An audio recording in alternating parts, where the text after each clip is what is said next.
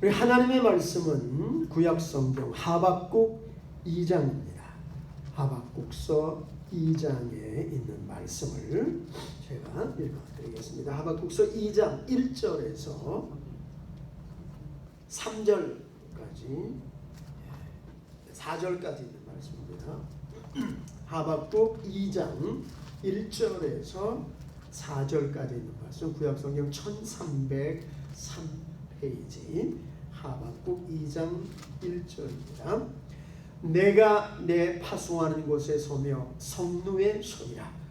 그가 내게 무엇이라 말씀하실는지 기다리고 바라보며 나의 질문에 대하여 어떻게 대답하실는지 보리라. 그리하였더니 여호와께서 내게 대답하여 가라사대 너는 이 묵시를 기록하여 판에 명백히 새기되 달려가면서도 읽을 수 있게 하라.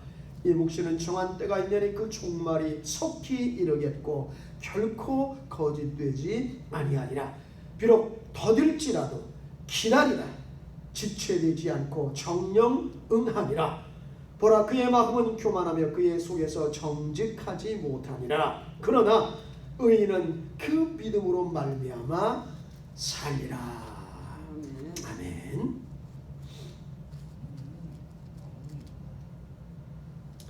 미국의 가장 유명한 지도자요 저술가고 또 목회자로 헌신했던 리차드 포스터라고 하는 사람이 있습니다. 미국의 기독교 지도자들 가운데 가장 유명한 한 사람인데요. 이분이 이렇게 정말 위대한 하나님의 사람 또 기독교 지도자가 될 수 있었던 충격적인 사건이 대학 다닐 때 있었습니다. 대학교 다닐 때 알래스카로 자원봉사를 떠나가게 되었는데 그 알래스카에 학교를 짓는 그런 일이었는데 자원봉사자로 참여를 해서 거기에 가서 알래스카가 어떤 곳입니까? 정말 너무너무 추운 그런 지역 아닙니까? 땅을 팔 때도 이 땅이 얼어 있어서 곡괭이질을 해도 정말 땅이 제대로 파지지 않는 그런 험악한 지역이었었는데 뭐 너무너무 힘든 거예요. 뭐 대학생이 무슨 노동일을 해봤겠습니까? 그러면서 이거 내가 괜히 왔구나. 이렇게 힘들고 어려울 줄 알았으면 안 오는 건데. 그렇게 막 불평을 하면서 곡괭이질을 막 하고 땅을 파고 있었는데 그런데 자기 옆에서 그 알래스카의 한 노동자가 허름한 옷을 입고 이 대학 봉사자들하고 그 이제 공사판에서 일하는 알래스카 인부들하고 같이 이렇게 협력을 해서 땅을 파는 그 기초 작업을 하고 있었는데 그런데 이 인부가 노동자 중에 한 사람인 인부가 힘차게 막 땅을 퍽퍽 파면서 콧노래를 흥얼거리고 있었는데 자기가 아는 찬송가였어요. 그 찬송가를 막 흥얼흥얼하면서 그리고 얼굴 표정은 너무 기쁘게 그런 표정으로 흥얼거리면서 막 열심히 일을 하고 땅을 파고 있는 거예요. 그래서 자기는 지금 그냥 막 온갖 컴플레인을 하면서 괜히 왔다고 막 불평 불만이 가득해가지고 마지못해서 지금 이 언 땅을 파고 있는데 이 농부가 이 인부가 그 땅을 파면서 웃으면서 계속 찬송가를 부르면서 갑자기 좀 쉬면서 곡괭이질을 멈추더니 이 리차드 포스터를 향해서 젊은이 이 얼마나 기쁘고 즐거운 일인가.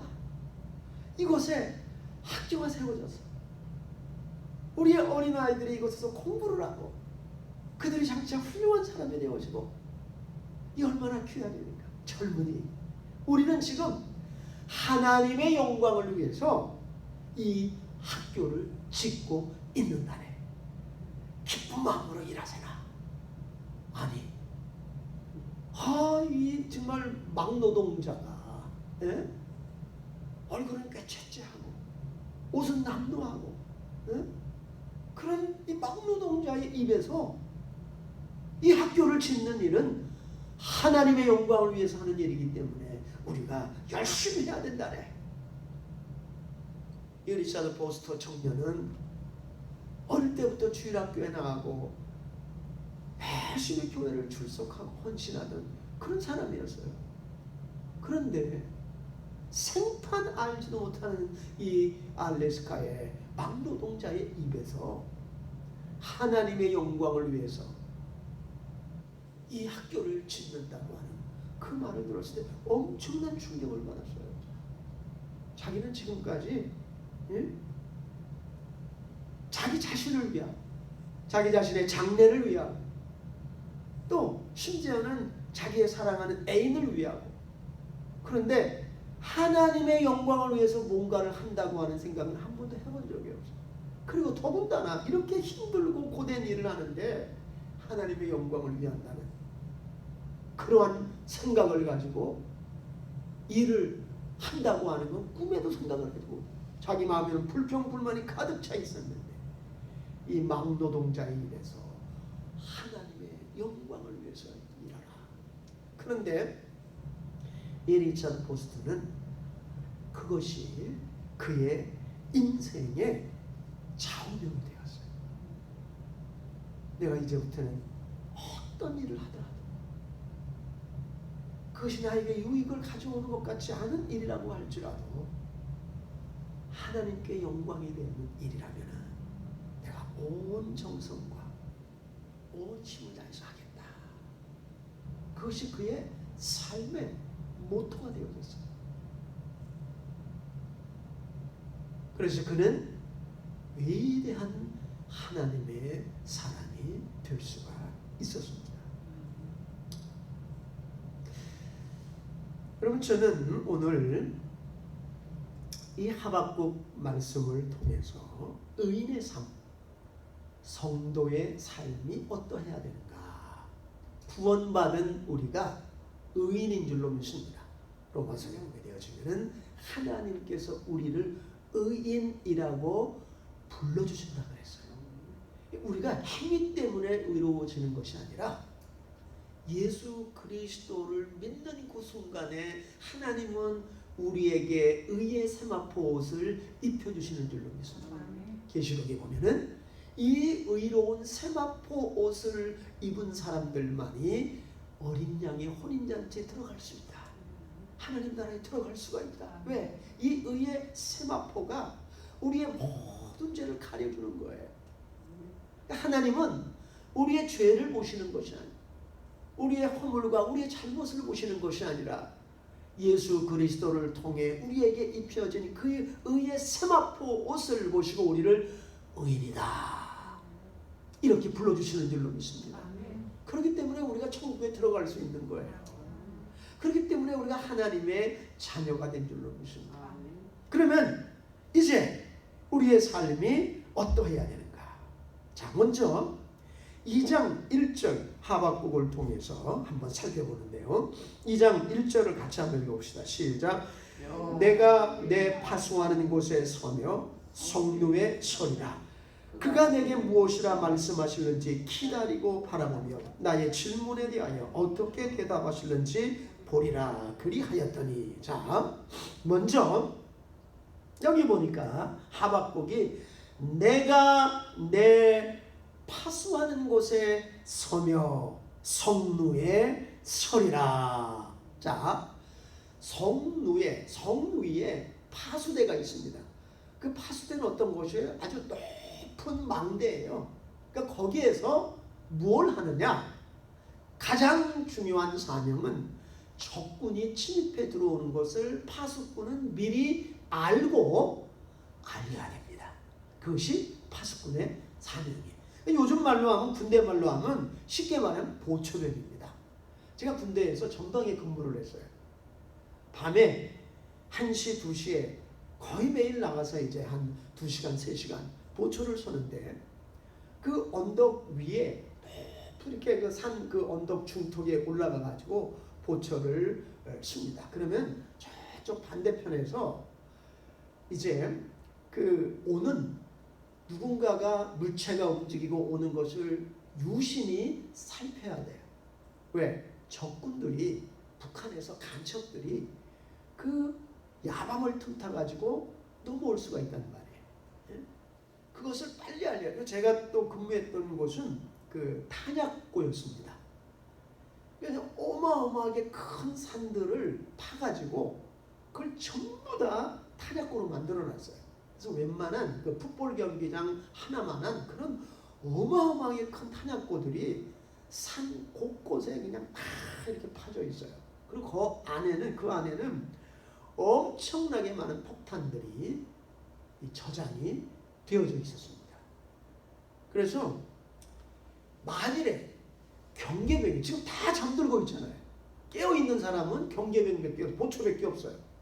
근데 그 보초가 경계를 게을리해가지고 간첩이 침투해 들어와서 그 탄약 하나에 다이너마이트를 설치해서 폭발을 시켜버린다면 어마어마한 피해가 발생을 하게 되어지고 그 산 전체의 탄약고가 연쇄적으로 터질 수가 있어요.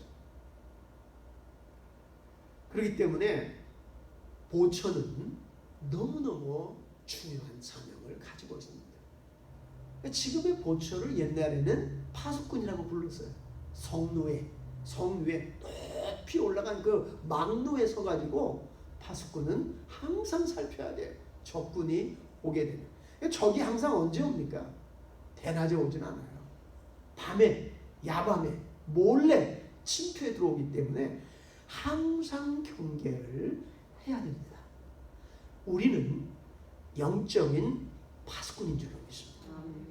우리가 교회의 파수꾼이고 가정의 파수꾼이에요. 파수꾼 한 사람만 깨어 있으면 교회가 살고 가정이 살 수가 있어요. 왜? 악한 사탄은 예수님께서 뭐라 그랬어요? 도적으로 표현을 했습니다. 강도로 표현을 했어요. 도적이 오는 것은 도둑질하고 죽이고 멸망시키는 거다. 근데 이 도적이 언제 들어와요? 항상 밤에 들어옵니다. 강도가 언제 들어와요? 야밤에 들어오는 거예요. 그러니까 사탄은 우리가 방심하고 있는 사이, 잠들고 있는 사이에 설마 이 시간에 올까? 그런데 그 시간에 온다는 거예요.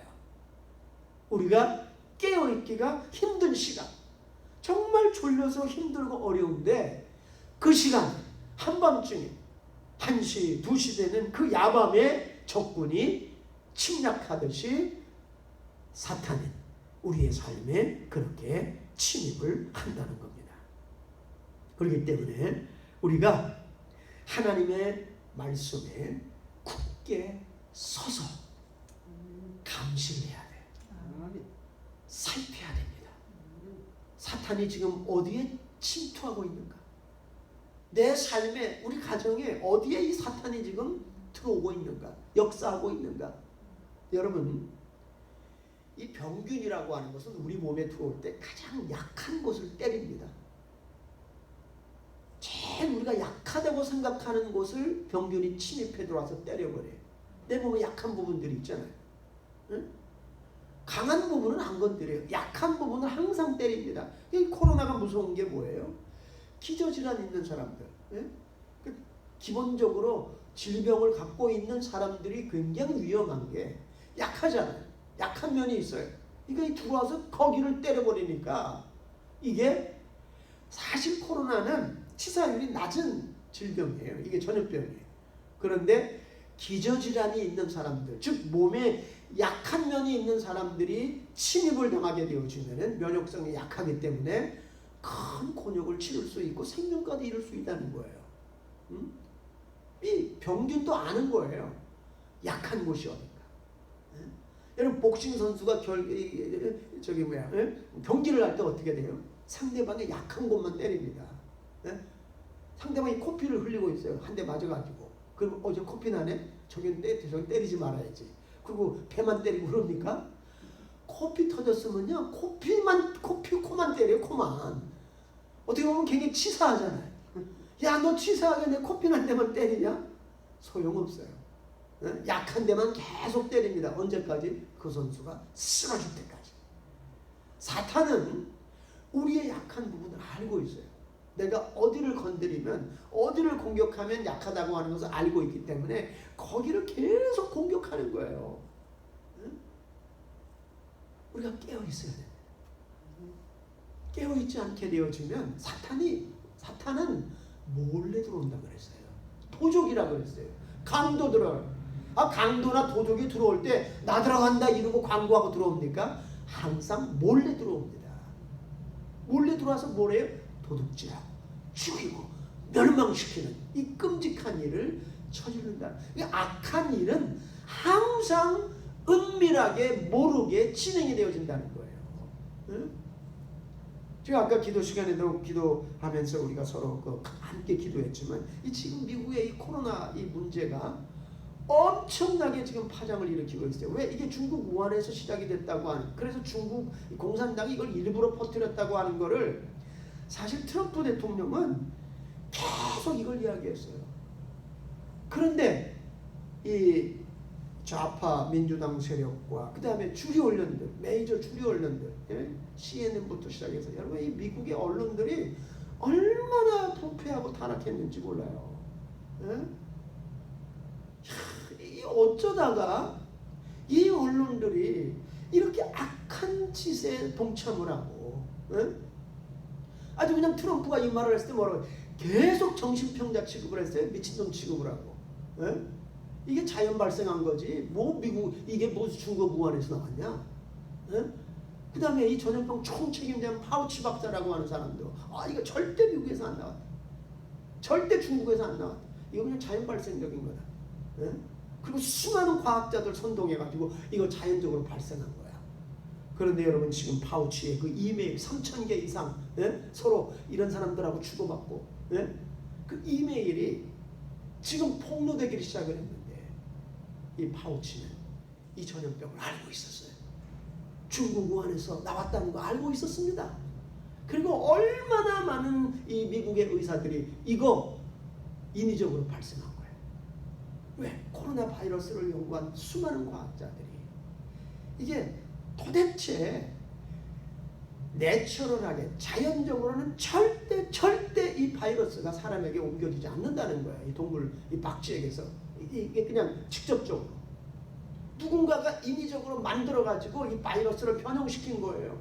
그리고 코로나 바이러스는 이게 gain of function이라 그래가지고 이 기능을 하나의 바이러스의 기능을 아주 그냥 100배 1000배 강화시켜서 생화학 무기로 만든 겁니다.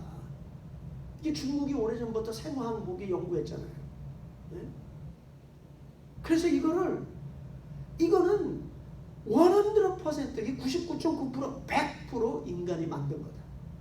만들지 않으면 이런 이 바이러스의 그 염기 서열이라든가 이런 것들이 일어날 수가 없다는 거예요. 지금 난리가 났습니다. 우리 미국인들이 다 속은 거예요. 근데 지금 또 놀라운 게 모든 메이저 언론하고 심지어 바이든까지 이거 중국에서 발생했을 확률이 높다. 조사해야 된다. 조사하라 그랬잖아. 그러니까 지금 트럼프는 중국이 10조 달러를 우리나라에 배상을 해야 된다. 아주 그냥 뭐 상상 전 세계가 가만히 있겠어요 이제. 잘못하면 중국은 망하는 겁니다. 이게 진짜. 그러니까 어떻게 목숨 걸고 중국은 이것을 은폐시켜야 돼. 근데 많은 그 팍스 뉴스 같은 데서 뭐라고 이야기를 합니까? 왜 이게 하필 2020년 미국 대선을 기점으로 해가지고 이 바이러스가 여기 퍼졌는가? 여러분 트럼프가 무슨 일을 했어요?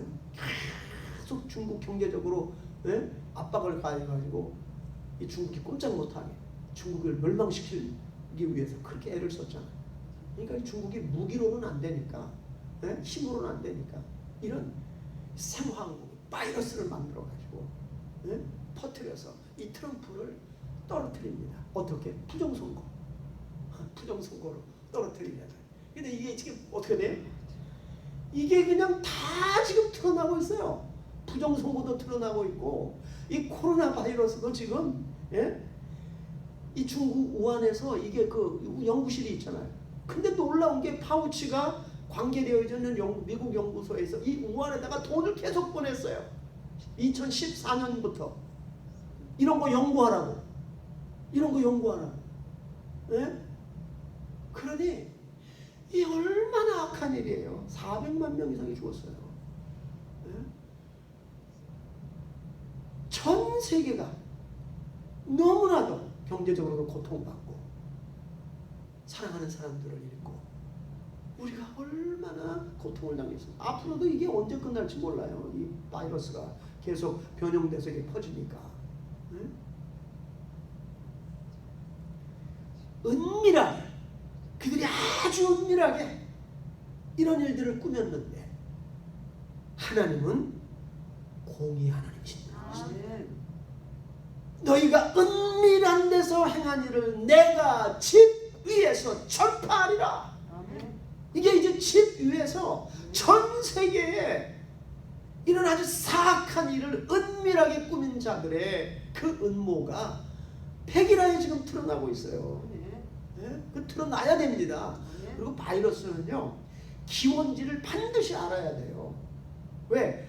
기원지를 알아야지 다음에 이런 바이러스가 창궐하지 못하게 막을 수가 있고 대책을 세울 수가 있어요. 그래서 사실 모든 바이러스의 이름은 기원지에 이름을 갖다 붙입니다. 홍콩 바이러스, 아프리카 바이러스, 다 그 이름이 붙게 되어 있어요. 그런데 우한 바이러스, 중국 우한 바이러스, 이거 이름 붙이지 못하게 얼마나 이걸 막았습니까? 이 우한이라, 중국 우한이랑 이름만 붙이면 페이스북이라든가 뭐 심지어 유튜브라든가 기본 메이저 채널에서 전부 다 그거 부인하고 못하게 막았잖아요. 근데 지금은 어때요? 지금은 이제 또 이구동성으로 맞아 이거 중국 우한에서 나온 거야 이러고 다 말을 바꾸고 있어요. 근데 이게 드러나야 돼요. 얼마나 무서운 범죄입니까? 아주 은밀하게 너무너무 사악한 짓을 갖다가 이들이 꾸민 거예요.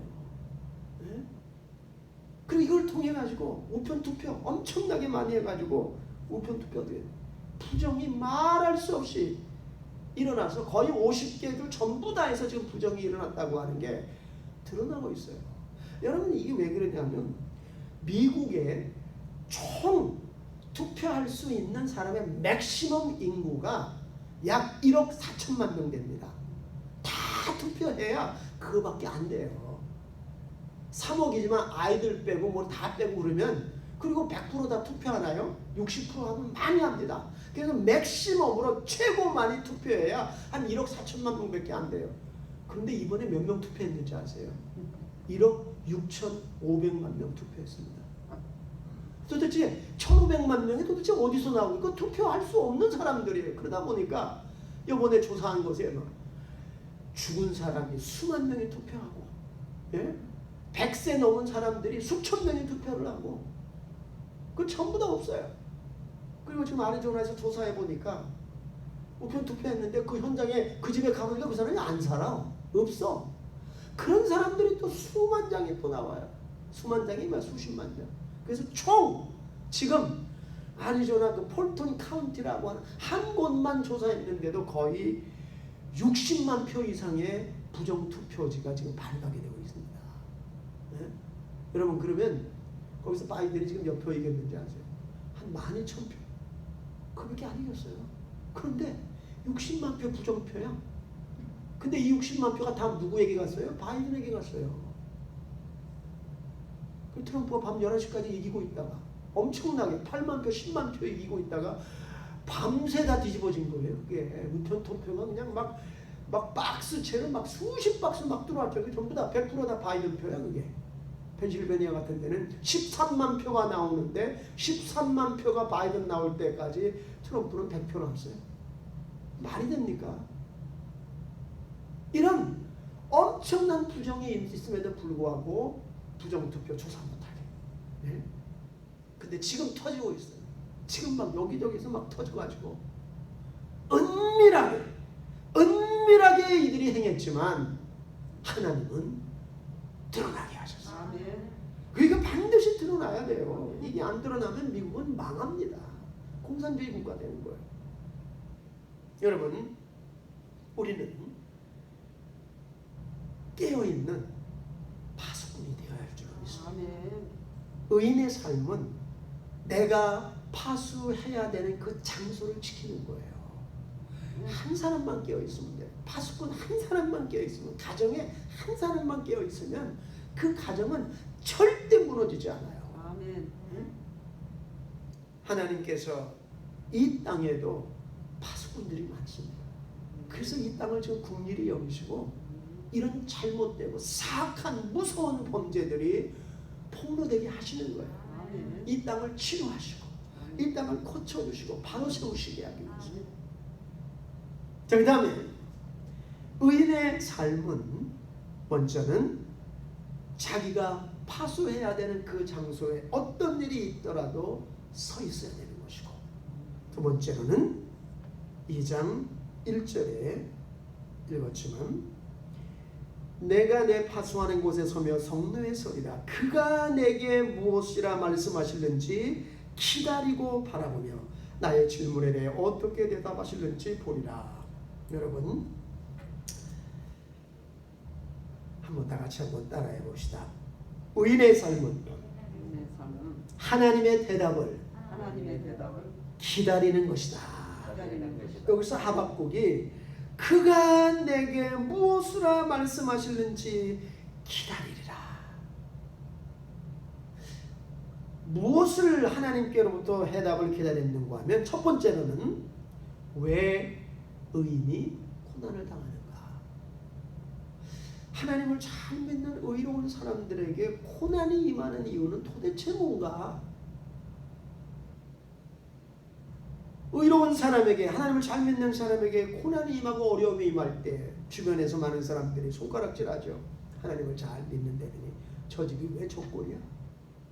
왜 저렇게 어려움을 당해? 저 자식들이 왜 저래? 하나님을 믿는다더니 네? 조롱을 당하잖아요. 네? 도대체 믿는 사람들에게 임하는 고통의 문제는 어떻게 이해를 해야 되는가? 하박국이 이걸 하나님께 질문한 거예요. 하나님, 도대체 왜 의인이 고통을 당한가? 그리고 두 번째, 악인이 잘 되는 이유는 도대체 뭡니까? 의로운 사람들, 하나님을 경외하는 사람들이 어려움을 당하고 고통을 당하고 고난을 겪는데 왜 죄를 짓고 거짓말하고 불의를 행하는 자들은 잘 먹고 잘 사나요? 죄인이 잘 되는 건 도대체 뭡니까? 이게 해결이 안 되는 거예요. 하나님 대답 좀 해주세요. 의로운 자들은 고통을 당하고 악인들은 잘 먹고 잘 살고, 그리고 왜 하나님의 사람들이 잘못했을 때 악인을 통해서 심판을 하시나요?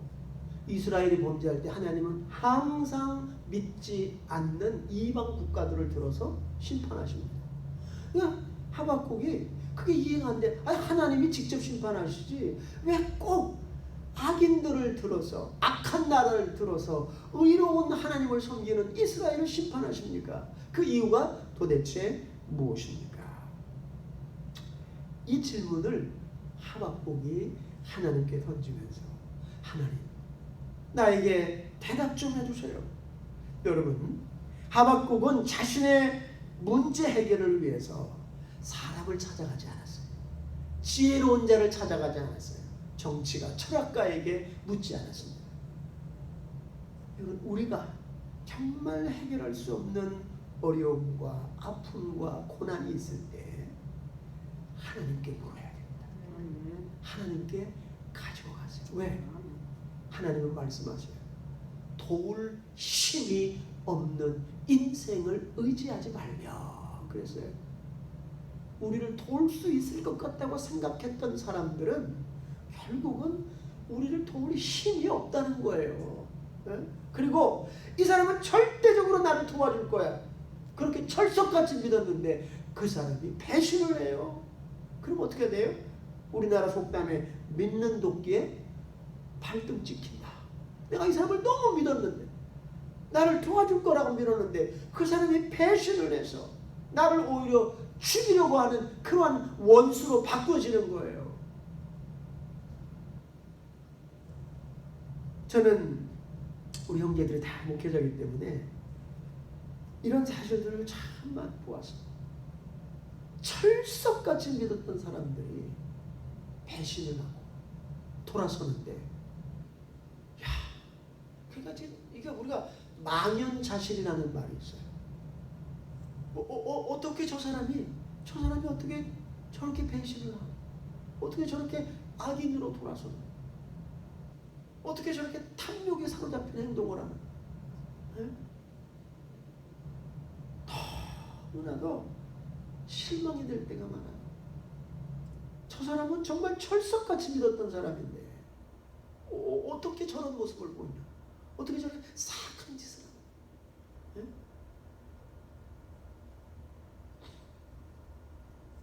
그렇기 때문에 우리는, 여러분, 예수님의 제자들 가운데 누가 있었어요? 가룟 유다가 있었어요. 가룟 유다. 네?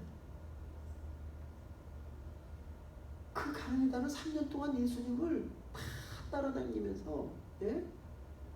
말씀도 전하고 기도도 열심히 하고 심지어는 기적과 이적까지도 다른 제자들처럼 행한 그런 제자예요. 예? 그런데 예수님 배신하죠. 예수님의 생애 가운데 제일 가슴이 아팠던 순간이 바로 가룟 유다가 예수님을 팔아넘길 그때였어요. 그래서 예수님께서 그 성만찬 예식을 제정하기 전에 뭐라고 말씀하시고, 유다야, 네가 예? 나를 파느냐, 그렇게 질문하셨잖아요. 예? 그때 예수님은 유다가 회개하기를 바랬어요. 주님, 제가 잘못했습니다. 그러나 유다는 끝까지 회개하지 않습니다. 여러분, 참 이상하게 하나님께 굉장히 헌신하고 충성했던 사람들이 이 사탄의 유혹을 받아가지고 마음이 굳어지고 답답해지고 믿음에서 돌아서면요, 얼마나 악한 모습을 보이는지 몰라요. 사탄이, 예? 그래서 유다가 예수님께 그 말씀을 받고 떡을 떼고 밖으로 나가니까 뭐라 그래요? 사탄이 그 마음에 들어가니라. 예. 사탄은 처음에 생각을 심어주고 그 다음에 어떻게 돼요? 사탄 자체가 그냥 쑥 들어와 버리는 거예요. 그러니까 더 이상 유다는 유다가 아니에요. 유다는 완전히 사탄이 되어버린 거예요. 사탄. 예? 그래서 우리가 예수님의 겉모습은 예수님의 제자인데 안은 뭐예요? 사탄이 딱 들어가서 진을 치고 있어요. 사탄이 조종하는 대로 모든 것을 하는 거예요. 저는 이 목회 경험하면서 그런 경험을 하는 순간에 사람이 사탄의 마음이 점령되면요, 어떤 흉한 짓이라도 하고 어떤 거짓말도 만들어내고 지어냅니다. 그러면서 그 특징이 뭐냐면 양심의 가책이 없어요. 그런 일을 하면서도. 그게 왜 그래요? 사탄은 우리 인간의 양심을 마비시켜버려요. 그래서 성경에 보면은 화인 맞았다 그러잖아요. 화인. 예? 사탄이 쑥 들어가니까 이제 뭐 양심의 고통이고 뭐 그런 게 하나도 없어요. 그냥 악한 일을 서심없이 저지르는 그런 사람으로 탈바꿈 하는데 얼마나 무섭게 변하는지 몰라요, 사람이. 예? 그렇기 때문에 여러분, 우리가 우리의 문제 해결을 받기 위해서 하나님께 가야 돼요. 하나님께 가야 됩니다. 그리고 하나님으로부터의 대답을 기다려야 돼요. 다윗이 시편 40편 1절 이하에 보면은 내가 여호와를 기다렸더니 귀를 기울이사 나의 부르짖음을 들으셨도다. 하나님을 기다리는 시간은 힘든 시간이에요. 그러나 하나님은 반드시 응답하시는 하나님이에요. 자, 이렇게 하나님을 기다리면 어떻게 됩니까? 의인의 삶은 마지막으로 말씀대로 2절 같이 한번 읽어봅시다. 시작. 여호와께서 내게 대답하여 가라사대 너는 이 묵시를 기록하여 판에 명백히 새기되 달려가면서도 읽을 수 있게 하라. 3절. 이 묵시는 정한 때가 있나니 그 종말이 속히 이르겠고 결코 거짓되지 아니하리라. 비록 더딜지라도 기다리라. 지체되지 않고 정령 응하리라. 4절. 보라 그의 마음은 교만하며 그의 속에서 정직하지 못하니라. 그러나 의인은 그 믿음으로 말미암아 살리라. 여러분, 하박국이 하나님으로부터 대답을 기다렸잖아요. 그런데 2절에 보니까 여호와께서 내게 대답하여 그랬습니다. 할렐루야. 하나님의 침묵은 영원하지 않아요. 하나님은 반드시 대답하십니다. 하나님은 반드시 응답하세요. 어떻게 응답하셨냐? 악인의 번영은 잠깐이다. 하박국이 아까 하나님께 질문하니 왜 악한 사람들이 잘 됩니까? 왜 불의를 저지르고 거짓말하고 악을 저지르는 사람, 형제의 피를 흘리는 왜 그런 자들이 잘 됩니까? 그런데 하나님 뭐라고 말씀하세요? 악인의 번영은 잠깐이다. 악인의 번영은 절대 오래가지 않는다. 여러분, 이 역사 속에 역사를 보면 하나님의 손길을 우리가 하나님의 역사를 볼 수가 있어요. 여러분, 역사 속에 아주 잔악하고 포악한 그러한 폭군들, 군주들 하나같이 다 비참하게 죽었어요. 나라들도 마찬가지입니다. 예? 남의 나라를 점령하고 예? 많은 사람들의 피를 흘리고 그런 나라들, 그런 국가들, 그런 독재자들 하나같이 다 죽었어요. 비참하게. 예? 단 한 명도 외회가 없어요. 예? 악인의 번영은 잠깐이다. 다 심판받는다는 거예요. 하나님은 악한 일은 안 보고 계시는 것 같지만 그래서 악인들이 악을 행하기에 담대하지만 하나님은 다 보고 계신다. 아까도 말씀드렸지만 이 미국에서 너무나도 은밀하게 자연되어지고 있는 이 어마어마한 이 속임수와 거짓말과 이런 것들이 지금 드러나고 있잖아요. 네? 이거 하나님이 지금 폭로시키고 있는 거예요. 악인이 잘 되는 건 잠깐이에요. 그 다음에 의인이 왜 고통을 당합니까? 하나님을 섬기는 의로운 사람들이 왜 억울한 일을 당합니까? 그런데 하나님은 하박국의 입을 통해서 의인의 고난도 잠깐이다. 고난은 영원하지 않습니다. 고난도 끝이 있어요. 그리고 하나님은 고난을 통해서 우리에게 말할 수 없는 축복을 가져다 줬어요. 그래서 다윗이 어떻게 고백을 합니까? 고난당한 것이 내게 유익이라. 고난당하기 전에 내가 그릇 행하였더니 이제는 주를 섬기나이다. 주의 입의 법이 내게는 천천 금은보다 승하나이다. 고난을 통해서 하나님의 말씀이 얼마나 귀하다는 것을 깨닫고 그 고난을 통해서 정화시키고 하나님이여 하나님께서 우리를 시험하시되 우리를 단련하시기를 은을 단련함 같이 하셨으며 우리를 끌어 그물에 들게 하시고 우리 허리에 무거운 짐을 주셨으며 사람들로 우리 머리 위를 타고 가게 하셨나이다. 우리가 불과 물을 통행하였나니 말할 수 없는 고난이 있었다는 거예요. 그런데 그게 하나님의 시련이라는 거예요. 여기에서 끝나지 않고 다윗이 그러나 여호와여 하나님께서 나를 이 모든 것에서 끌어내사 풍부한 곳에 놓으셨나이다. 할렐루야. 이게 고난이 끝이 있다는 겁니다. 하박국에게 하나님께 대답하신 게 바로 이거예요. 고난은 영원하지 않아. 고난은 끝난다. 여러분 십자가의 고난, 그 십자가의 죽음의 고난 영원하지 않았어요. 3일 만에 끝났고 부활의 영광을 하나님께서 우리 주님께 주셨는 줄로 믿습니다. 우리에게도 마찬가지예요. 십자가의 고난이 있지만 그 뒤에는 반드시 부활의 영광이 있게 될 줄로 믿습니다. 그래서 그 고난을 통해서 하나님은 우리의 불순물을 제거하고 우리를 보석같이 정금같이 단련하셔서 쓰신다는 거예요. 그래서 여러분, 우리의 삶에 야, 이게 행운이고 축복이고 기회다 이렇게 막 했던 것이 시간이 지나면 오히려 우리를 불행하게 하는 것이 있어요. 그러나 또 어떤 거는 야, 왜 이런 힘든 일이 내게 닥쳐? 왜 이런 고난이 내게, 왜 이런 어려운 일이 우리 가정에 임했어?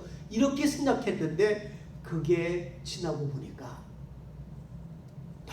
너무나도 귀한 축복이라는 거예요. 우리가 잘 될 때 기도 열심히 합니까? 아니면은 고난 당했을 때 기도 열심히 합니까? 예? 진짜 믿음을 가진 성도들은요, 고난 속에서 하나님께 더 가까이 갑니다. 그런데 이 가짜 믿음, 그래서 예수님이 뭐라 그랬어요? 비가 오고 창수가 나고 그러면 모래 위에 세운 집은 무너진다. 반석 위에 세운 집은 버티잖아. 굳게 쓰잖아. 예? 진짜 믿음을 가지고 있는 사람들은 고난이 닥쳤을 때 알아보는 거예요. 그때 하나님께 가까이 갑니다. 더 하나님께 가까이, 하나님을 붙들어요. 부르짖어요. 그래서 그 고난의 기간이 다 지나가면 가장 축복되고 영광의 기간이 바로 고난의 기간이에요. 내가 순수해지고 하나님 나를 단련하시고 나를 쓰기 위해서. 네? 그런데 어떻게 돼요, 여러분? 사람이 잘 될 때, 잘 될 때는 교만하기가 쉬워요. 그리고 만사가 잘 되고 있는데 내가 뭐가 아쉽다고 하나님께 매달리겠어요? 네? 기도 안 하죠. 하나님께 매달리지 않죠. 간청하지 않아요. 그래서 어떻게 보면 우리가 생각할 때 잘 되는 게 그게 축복이 아닐 수가 있다는 거예요. 진짜 축복은 내게 임한 고난이 축복이 될 수가 있어요. 내가 그걸 통해서 하나님께 가까이 가. 우리 한국에 그 아주 슈퍼 모델이었고 또 배우이기도 했던 그 한 자매가 있었습니다. 이름이 김애랑이라고 하는 자매인데 이 자매가 33개월 된 딸이 있었는데 물론 이제 그 후에도 이제 2살 더 많은 또 딸 하나가 있고 이제 태어난 지 얼마 안 된 그 아들이 하나 있었는데 이 거의 3살 된 딸아이 려원이라고 하는 딸아이가 아주 똑똑하고 건강하고 맑고 밝고 정말 너무너무 사랑스러운 딸이에요. 그런데 어느 날 이 딸아이가 경기를 일으키는 거예요. 이렇게 떨면서 경기를. 그래서 이상하다 해서 병원에 가봤어요. 진찰을 해봤더니 아무 이상이 없어요. 근데 또 경기를 계속해. 큰 병원에 가서 검사를 하는 게 좋겠다 그래가지고 세브란스 병원, 그러니까 연세대 병원에 갔어요. 그래서 정밀 검사를 몇 주 동안 다 하고 해봐도 아무 이상이 없어. 애가 아픈 데가 하나도 없어. 이게 경련 같은 건 뇌하고 관계된 거. 뇌를 MRI 찍어가지고 아무리 검사를 해봐도 이상이 없는 거야. 그런데 애는 경기를 계속하는 거예요. 하루에 몇 번씩 경기를 하다가 나중에는 막 10번, 20번. 근데 그 경기를 하면 애가 막 거품을 울고 막 쓰러지는 거예요.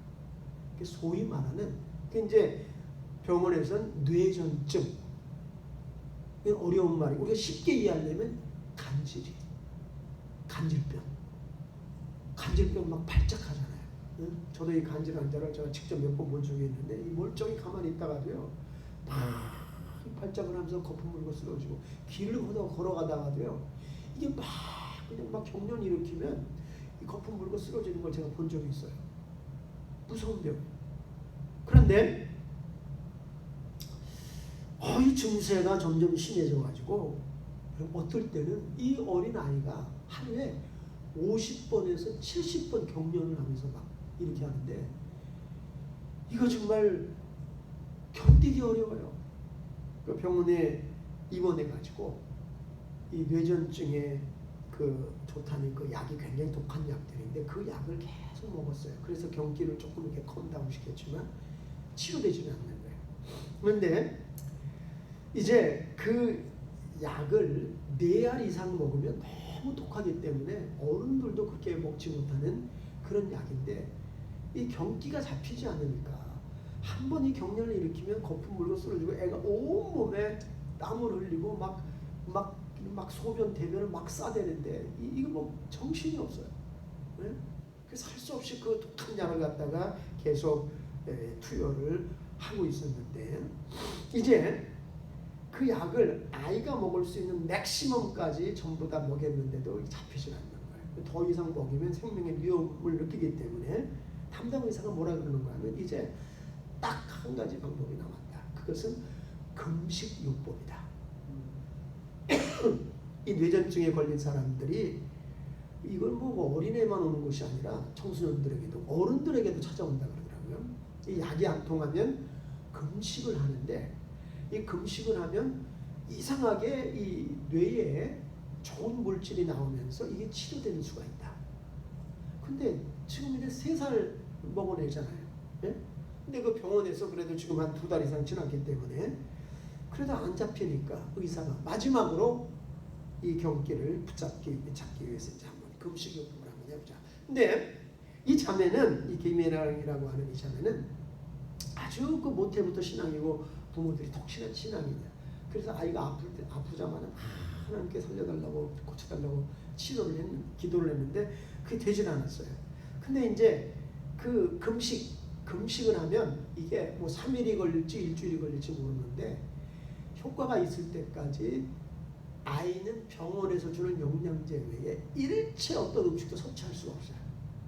그 엄마가 이 3살짜리를 굶겨야 된다고 생각하니까 얼마나 가슴이 아프겠어요. 그래서 그 아이를 데리고 그 옆에 이제 있는 그 병원 교회에 찾아갔어요. 낮에 아이를 데리고 이제 내일부터 이제 금식을 해야 되는데 아이를 데리고 갔어요. 그러면서 얘가 금식을 시작하기 전에 떡볶이를 그렇게 먹고 싶어 했대. 그래서 엄마가 떡볶이를 사왔어요. 그래서 하나님께 기도했어요. 교회에서 아무도 없어요. 교회에. 하나님, 우리 아이가 이 떡볶이를 맛있게 먹을 수 있도록 20분 동안만 경련 안 하게 해주세요. 왜냐면 막 하루에 50분, 70분 하니까 뭐 시도 때도 없이 막 경련하면 애가 넘어가잖아요. 아무것도 못해. 먹을 수도 없고. 네? 20분 동안 제발 우리 아이가 경련하지 않게 이 떡볶이를 먹을 수 있게 그렇게만 해주세요. 그렇게 눈물로 엄마가 기도를 하고 떡볶이를 사와서 입에 떠넣어서 먹이려고 하는데 애가 막 경기를 하면서 발가 쓰러지는 거예요. 그때 얼마나 이 마음에서 막 분노가 치미는지. 예? 하나님 살아계시면 이럴 수가 없어요. 하나님 죽었어요. 나 이제 하나님 안 믿을래. 그러면서 막 자기도 모르게 자기 입에 이 마음이 막 강박해지고 완악해지고 분노가 솟으면서 예? 막 하나님에 대해서 막 욕을 막 쌍욕을 막 해대면서 예? 그러니까 막 2달 동안에 그 아이가 경기를 일으킬 때마다 너무너무 가슴이 아프고 그걸 참고 왔는데 어떻게 하나님이 살아계시다면 20분 동안 우리 아이 경련을 막아주셔가지고 떡볶이 좀 먹을 수 있게 해달라고 네 엄마의 기도를 해결할 수 있는 하나님 죽었어요. 하나님 없어요. 그러면서 아이를 막 끌어안고 이 챗불실에서 예배당에서 나가버렸어요. 저 이제 하나님 안 믿습니다. 그러면서 이제 그리고 막 고통 속에 있고 내일부터 이제 시작을 해야 되는데 근데 한 2-3시간 지나서 갑자기 이렇게 음악 소리가 들리는데 그 음악 소리는 무슨 음악 소리고 하면 병원 챗불실에서 이렇게 그 목사님이 찾아와서 예배를 드린다는 거예요. 그런데 이제 절대 교회 안 나가고 절대 하나님 안 믿겠다고 하는데 자기도 모르게 마음속에서 하나님께 가야 돼. 하나님께 가야 돼. 나를 도울 수 있는 분은 하나님밖에 없어. 그래서 다시 갔어요. 그래서 뒤에 앉아가지고 눈물을 막 흘리면서 어떻게 기도도 안 나고 막 그러는데 근데 그때 갑자기 하나님이 왜 너는 네 아이만 낫게 해달라고 기도하느냐. 그냥 그 막 음성이 주님의 음성이 막 너무 섬세하게 들려오는 거예요. 왜 네 아이만 낫게 해달라고 기도하느냐. 생각해보니까 그 병실이 5인실이야. 자기 아이와 똑같이 뇌전증을 앓는 아이가 4명이 더 있었어요. 근데 그 아이들은 자기 아이보다 증세가 더 심한 아이들도 있어요. 어떤 아이는 태어날 때부터 그냥 뇌전증이 걸려가지고 거기에서 입원해가지고 막 2년 이상 있는 애도 있는 거예요. 그 아이들이 한 번도 그 아이들을 위해서 기도한 적이 없어요. 오직 내 아이만 고쳐주세요. 그게 왜 너 네 아이만 위해서 기도하니? 하나님이 내 아이만 사랑하시는 것이 아니라 이 아이들도 다 사랑하는 거예요. 그래서 그 아이들을 위해서 기도하기 시작을 했는데 그 자기의 어린 딸 그 아이 금식 시작을 하면서 그 아이들을 위해서 기도해주기 시작을 했어요.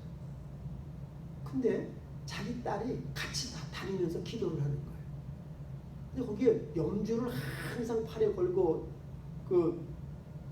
또 있는 독실한 불교신자 엄마가 있어요. 이 불교신자 엄마한테 우리가 되게 아들을 위해서 기도해 줄 수 있을까요? 우리가 그럼 뭐 낫게 해달라고 기도해 준다고 하는데 그렇게 하세요. 엄마가 기도를 합니다. 그리고 딸이 또 이렇게 손을 얹고 같이 조그마한 같이 기도를 했어요. 꼭 낫게 해주세요. 그리고 계속 그 병실과 또 다른 병실에서 고통받는 사람들을 돌아다니면서 이렇게 기도해주고 있었는데요. 그렇게 기도를 시작한 지 한 2주일 지나서요. 거짓말처럼 자기 딸의 경기가 멈추었어요. 네. 그리고 거의 일주일 동안 경기가 하나도 없는 거예요. 그러니까 의사가 이제 퇴원해도 되겠네. 그래서 일주일에 퇴원을 했어요. 근데 언제든지 재발할 수 있으니까. 왜냐하면 원인을 못 찾았어요. 뭐 어디에서 시작되는지. 그러니까 원인을 모르기 때문에 다시 경기가 시작되면 빨리 오세요. 1년 반이 지나갔습니다. 애가 너무 건강하게 밝게 잘 지냈어요. 그래서 이분이 하나님이 살려주셨구나. 그래서 이런 어려움에 처한 사람들을 돕기 위한 그런 웹사이트를 만들어가지고 그 그룹을 만들어서 카톡을 통해가지고 서로 정보를 주고 이렇게 막 하는 그런 이제 일을 시작을 했는데 1년 반이 지났는데 아이가 다시 아픈 거예요. 경기를 다시 일으키는 거예요. 예? 그래서 그냥 병원으로 급히 달려가서 전체적으로 검사를 다시 하는데 MRI를 찍었는데 1년 반 전에는 발견되지 않은 뇌의 이상을 발견을 했어요. 그 뇌의 한 부분이 이게 펴져 있어야 되는데 그게 겹쳐가지고 아마 그게 경련의 원인인 것 같다. 그래서 수술을 통해 가지고 그 접힌 뇌의 부분을 이렇게 다르게 펴줘야 한다. 그런데 문제는 그 접힌 부분과 아래 양쪽 다리의 그 신경하고 이렇게 딱 붙어 있다는 거예요. 그래서 이걸 건드릴 수밖에 없대요. 건드리면 평생 양쪽 다리를 못 쓰는 휠체어에 앉아서 평생을 살아야 된다. 그러니까 이제 선택을 해야 돼. 평생 경련을 일으키면서 간질을 안고 살아갈 것이냐, 아니면 두 다리가 마비가 되더라도 이걸 치료할 것인가. 고민하고 너무 이제 결정을 못하고 있는데 유명한 그 탤런트 배우인 이무송이라고 하는 사람이 크리스마스 전날 밤에 병문안을 왔어요. 이게 배우니까 서로 아는 사람이니까. 그러면서 그런 이야기를 해줬어요. 우리가 어떻게 해야 될지 모르겠다고. 그런데 이무송이라는 사람이 이거 하나님이 주신 크리스마스 선물이네. 병명을 알았잖아. 응? 이제 치료하면은 치료해야지. 수술해야지. 근데 이 수술이 너무 위험하고 어려운 수술이에요. 첫 번째 이 머리를 열어가지고 그 문제되는 부분을 찾아내기 위해서 머리에 이렇게 이 공간을 이게 구멍을 뚫어가지고요. 그걸 이제 찾아내가지고 뚫어놓은 지 일주일이 있어야 된대요. 정확한 위치를 찾기 위해서. 그리고 또 수술하는 시간. 2번 수술을 해야 된대. 근데 믿음으로 그 수술을 시작을 했어요. 수술을 잘 됐습니다. 이제 문제는 양쪽 다리가 마비되어가지고 애는 움직일 수가 없어요. 수술이 끝나고 3일이 지났는데. 그래서 이제 재활센터에 갔어요. 그 재활하는 선생님이 1년이 걸릴지 5년이 걸릴지 10년이 걸릴지 모릅니다. 이거는 굉장히 긴 싸움이 될 겁니다. 각오하셔야 돼요. 아니면 평생 휠체어에 타고 살 수. 왜 두 다리가 지금 이제 완전 마비가 됐으니까. 그런데 재활을 시작한 지 3일 만에 이 아이가 휠체어 타고 재활센터로 가다가 엄마 나 걷고 싶어 그러는 거예요. 엄마가 깜짝 놀라가지고 야 무슨 소리야 너 걷고 싶어 어떻게 걸어? 엄마 나 이상하게 막 걷고 싶은 마음이 막 생겨. 그래? 그러면 걸어봐. 엄마가 휠체어에서 이렇게 세워줬어요. 그런데 애가 그 휠체어에서 나와가지고 뒤뚱 하면서 처음에는 엄마가 이렇게 부축해서 걸었는데 나중에는 지 혼자 막 뒤뚱 걷는 거예요. 이게 걷는데 1년이 걸릴지 5년이 걸릴지 모른다 그랬고 평생 뛸 수는 없다 그랬어요. 걷기만 해도 기적이다. 여러분 근데 일주일이 지나고 난 다음에 아이가 또 그 재활센터에서 뒤뚱 걸어가고 막 그러면서 엄마 나 뛰고 싶어. 근데 엄마가 그걸 동영상을 다 찍었더라고요. 애가 뇌수술 하느라고 빡빡을 다 깎았어요. 빡빡 깎고. 그러니까 이제 한 5살쯤 되는 거죠. 그 여자아이가 엄마 나 뛰고 싶어. 근데 그 노란 옷을 입고요. 아이가 병원복도 저 끝에서부터 처음에는 걷다가 나중에 막 뛰더라고요. 할렐루야. 그 엄마가 그걸 동영상으로 찍어가지고 제가 그걸 보면서 야, 이 아이는 평생 뛸 수 없는 아이라고 그렇게 의사가 말했는데 아이가 뛰는 거예요. 여러분 이게 하나님의 응답이신 줄로 믿습니다. 여러분 근데 더 놀라운 게 뭐냐면 그 염주를 팔뚝에 감고 아주 독실한 불교였던 사람이 얘가 처음에 그냥 그 태어날 때 그때는 예수님 믿는다고 안 그랬어요. 그런데 다시 입원해가지고 병원에 들어와서 수술 받을 때 그때 그 아이가 아직 병원에 있었어요. 그 엄마가 뭐라 그러는 거 하면 나도 이제 예수님 믿겠어요. 그러면서 염주를 다 버려버리고 그분이 교회에 나오기 시작을 했어요. 그래서 아니 왜 그렇게 마음이 바뀌었느냐? 처음에 났을 때는 왜 그랬느냐? 그러니까 그때는 자기 마음이 너무 무너졌다는 거예요. 왜 저희만 치료될까? 그런데 다시 얘가 입원했잖아요. 그리고 그 엄청나고 무서운 수술을 견디면서 그 모습을 바라볼 때 하나님을 믿으면 저런 어려움도 견딜 수 있구나. 극복할 수 있구나. 응? 이 엄마가 이 불교 신자인 엄마가 이 아이가 걷고 뛰는 거 보고 믿겠다 그런 게 아니에요. 다시 병원에 들어와서 그 엄청난 수술을 견디는 그 아이와 그 엄마의 모습을 보면서 저런 위험한 순간에 저 사람들을 버틸 수 있게 해주는 게 바로 예수님이구나. 나도 하나님 믿어야 되겠다. 그래서 자기도 이제 하나님 믿겠다고. 예수님 믿겠다. 여러분 하나님은 이 아이를 처음에 고쳐주시는 걸로 완벽하게 그냥 고쳐줄 수도 있었어요. 그러나 하나님께서 계획하신 것은 이 불교 신자 엄마가 구원받는 거예요.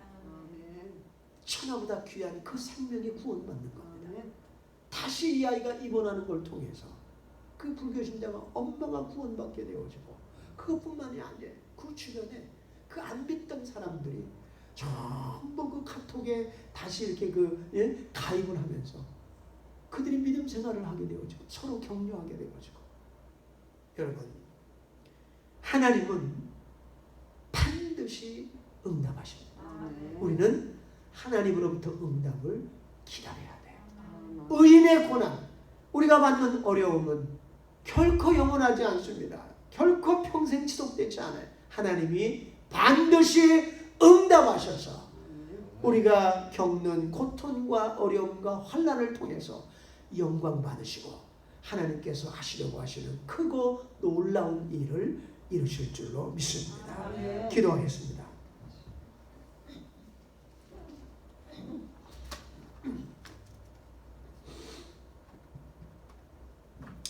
사랑의 하나님, 오늘 저희들이 하박국의 질문을 통해서 귀한 은혜를 받게 하시니 너무나 고맙습니다. 우리도 이해하지 못하는 많은 문제들이 우리의 삶에서 있습니다.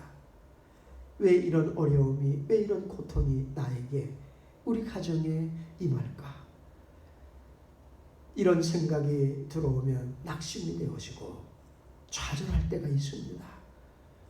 하박국을 통해서 하나님께서 의인의 삶은 하나님으로부터 대답을 기다리는 삶이고 하나님께서 반드시 응답해 주시는 삶이고 오직 믿음으로 살아야 된다고 하는 것을 말씀해 주신 것을 감사합니다. 현재 우리가 이해하지 못하는 많은 어려움들, 문제들이 있지만 하나님께 이 모든 것을 맡깁니다. 믿음으로, 오직 믿음으로만 저희들이 나아갈 수 있게 축복하여 주시옵소서. 우리가 도저히 풀 수 없는 문제들, 해결할 수 없는 문제들, 우리 하나님께서 반드시 해결해 주실 줄로 믿습니다. 이제는 우리 주님 예수 그리스도의 은혜와 우리 하나님 아버지의 크신 사랑과 성령님의 감동 감화하시니 하나님으로부터 응답을 기다리며 하나님으로부터 응답을 반드시 받는 우리 모든 성도님들의 삶에 이 귀한 축복이 있기를 성부와 성자와 성령의 이름으로 간절히 축원드리옵나이다. 아멘.